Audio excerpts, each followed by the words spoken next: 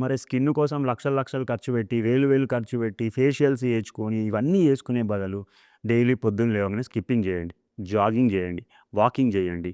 దాని తర్వాత మంచి సైక్లింగ్ చేయండి.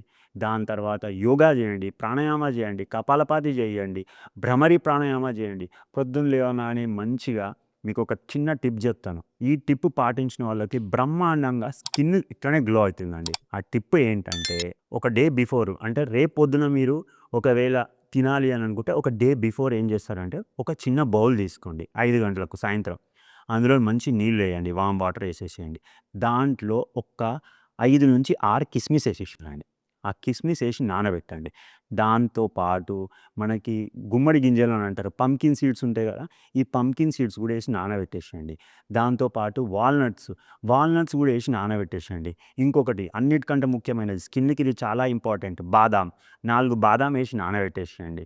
ఇంకొకటి 4 కాజు వేసి నానబెట్టేసేయండి.